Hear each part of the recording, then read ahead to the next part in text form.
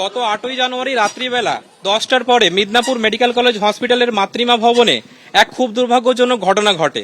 Caesar করার পরে 5 প্রসূতি গুরুতরভাবে অসুস্থ হয়ে পড়েন এবং তাদের মধ্যে একজন প্রসূতির মৃত্যু ঘটে।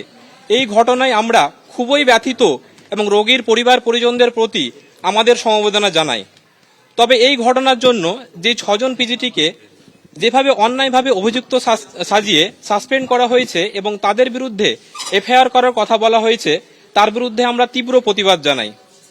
আমাদের সেই 6 সহকর্মীরা খুবই হতাশ এবং মানসিকভাবে বিধ্বস্ত। তাদের মুখপাত্র হিসাবে আমরা জনগণের সামনে পুরো ঘটনার সঙ্গে জড়িত কিছু তথ্য তুলে ধরতে চাই এবং আমাদের দাবি কর্তৃপক্ষ এবং সরকারের কাছে রাখতে চাই। প্রথমেই আমরা বলতে চাই, 6 জনের মধ্যে 4 জন প্রসূতি বিভাগের পিজিটিদের পরিচয়ে কিছু ভুল ছিল। যেই 2 জন পিজিটিকে ফার্স্ট ইয়ার বলে পরিচয় দেওয়া হয়েছে, তাদের মধ্যে একজন সেকেন্ড ইয়ার, একজন থার্ড ইয়ার পিজিটি। এছাড়া যেই 2 জন পিজিটিকে থার্ড ইয়ার বলে পরিচয় দেওয়া হয়েছে, তারা ফাইনাল এমএস পরীক্ষা দিয়েছে। আগামী 2-3 মাসের মধ্যে এসআর হিসাবে পোস্টিং পেয়ে স্বাধীনভাবে রোগীদের চিকিৎসা করতে বাধ্য হবে, কারণ অনেক হাসপাতালেই তাদের উপর আর কোনো সিনিয়র ডক্টর থাকেন না।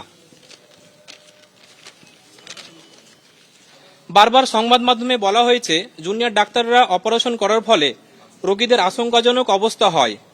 তাহলে প্রথম প্রশ্ন আমরা করতে চাই, যাদের এখনো প্রশিক্ষণই নাকি নেই অপারেশন করার, তারা কিভাবে কিছু মাসের মধ্যে সিনিয়র রেসিডেন্ট হয়ে স্বাধীনভাবে অপারেশন করবেন? ন্যাশনাল মেডিকেল কমিশনের নিয়ম অনুযায়ী পিজিটিরা সিনিয়র ডাক্তারের উপস্থিতিতে নিজেরা অপারেশন করতে পারেন এবং কিছু ক্ষেত্রে অপারেশনের প্রশিক্ষণ না হলে তারা এমএস ডিগ্রি পান না। বছরের পর বছর প্রত্যেকটা মেডিকেল কলেজে এইভাবেই জুনিয়র ডাক্তাররা সিনিয়রদের উপস্থিতিতে অপারেশন করে থাকে। সেই দুর্ভাগ্যজনক রাতেও পিজিটিরা আরএমও এর উপস্থিতিতে এবং তার অনুমতিতেই অপারেশন করছিল।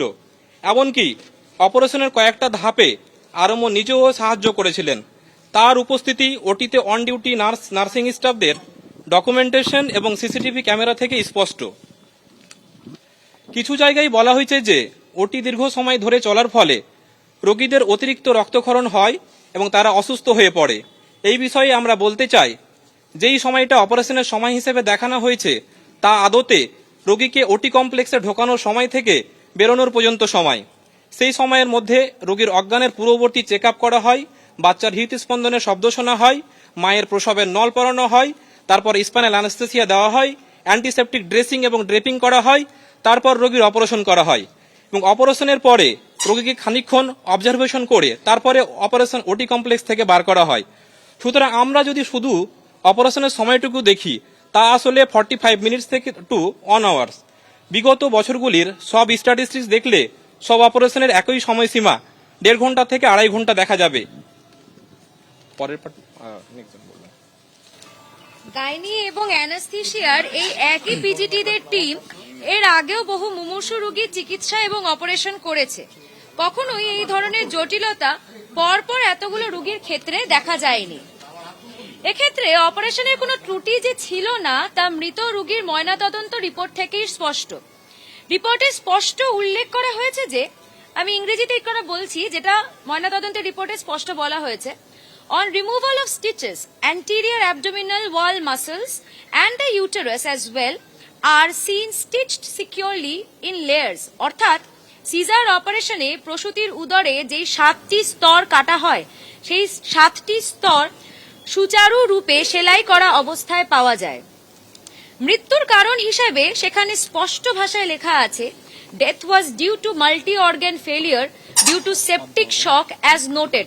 অর্থাৎ কোন রকম সংক্রমণ থেকে রোগী শকে গিয়ে তার সমস্ত অঙ্গ প্রত্যঙ্গ বিকল হয়ে তার মৃত্যু হয়।